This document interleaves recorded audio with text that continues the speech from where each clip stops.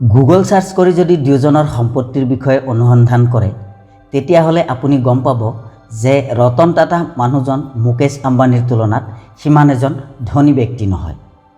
কিছু বছৰ আগতে ভাৰতৰ এক বিখ্যাত বিজনেছ মেনেজমেণ্ট প্ৰতিষ্ঠানে তেওঁলোকৰ ছাত্ৰ ছাত্ৰীসকলৰ বাবে এক অভিনৱ টেগলাইন ব্যৱহাৰ কৰিছিল, invest in Reliance and work for Tata. অৰ্থাৎ যদি ব্যৱসায় কৰিব খোজা তেনেহ'লে ৰিলায়েন্সৰ সৈতে কৰা, আৰু যদি চাকৰি কৰিব বিচৰা তেনেহ'লে টাটা গ্ৰুপত ভৰ্তি হোৱা। পিছে কিয় এই কথা? ইয়াৰ বাবে অকণমান বিচাৰ খোজ কৰিলেই দেখা পাব যে মুকেশ আম্বানী আৰু ৰতন টাটা দুয়োজনেই একেদৰেই লালিত পালিত হৈছিল। দুয়োৱে পৃথিৱীৰ অন্যতম বিখ্যাত দুই ইউনিভাৰ্চিটিৰ পৰা MBA ডিগ্ৰী গ্ৰহণ কৰিছিল, আৰু দুয়োৱে পাৰিবাৰিক সূত্ৰে অত্যন্ত ধনী ঘৰৰ সন্তান। উভয়েই নিজৰ নিজৰ মেধা আৰু পৰিশ্ৰমৰ বলত নিজৰ পাৰিবাৰিক ব্যৱসায়ক এক অন্যতম উচ্চতালৈ নিব পাৰিছে। তেনে ক্ষেত্ৰত মুকেশ আম্বানী ৰতন টাটাতকৈ বেছি ধনী কিয়? এটা বিজনেছ কনফাৰেন্সৰ প্ৰেছ মিটিঙত যেতিয়া ঠিক এই প্ৰশ্নটোই ৰতন টাটাক কৰা হৈছিল তেতিয়া এক মৃদু হাঁহিৰ সৈতে ৰতন টাটাই উত্তৰত কৈছিল, আচলতে মই এজন সাধাৰণ শিল্পপতি আৰু মুকেশ আম্বানী এজন ব্যৱসায়ী। এই লঘু উত্তৰৰ দ্বাৰাই ৰতন টাটাই বুজাই দিছিল তেওঁৰ আৰু আম্বানীৰ মাজত থকা পাৰ্থক্যৰ কথা। কেনেকৈ? তেন্তে ইয়াৰ ব্যাখ্যা কৰা যাওক।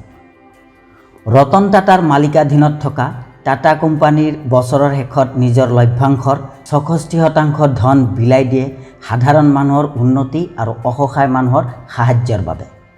অৰ্থাৎ ৰতন টাটাই বছৰত 100 টকা আয় কৰিলে 66 টকাই দান হিচাপে আগবঢ়ায়।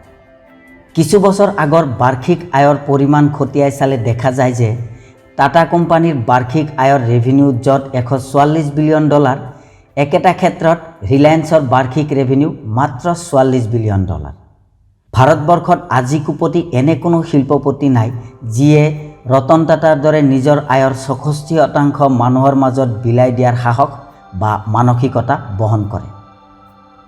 অকল দেশৰ বাবেই নহয়, কিছু বছৰ আগতে বিদেশত স্থিত হাৰ্ভাৰ্ড বিশ্ববিদ্যালয়ৰ উন্নয়ন প্ৰকল্পৰ বাবে ৰতন টাটাই $50 মিলিয়ন দান কৰি দিছিল।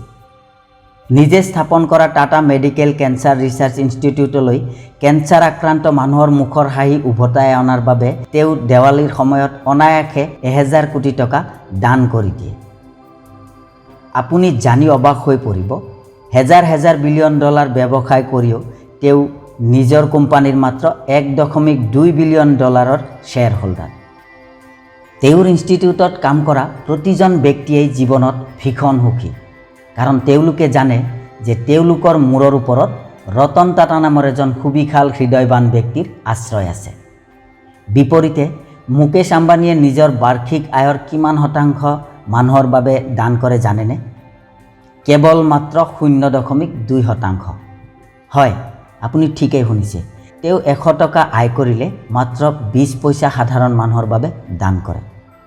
এতিয়া চাগে আপুনি বুজিবলৈ বাকী নাই কিয় ৰতন টাটা মুকেশ আম্বানীৰ দৰে ইমান ধনী নহয়।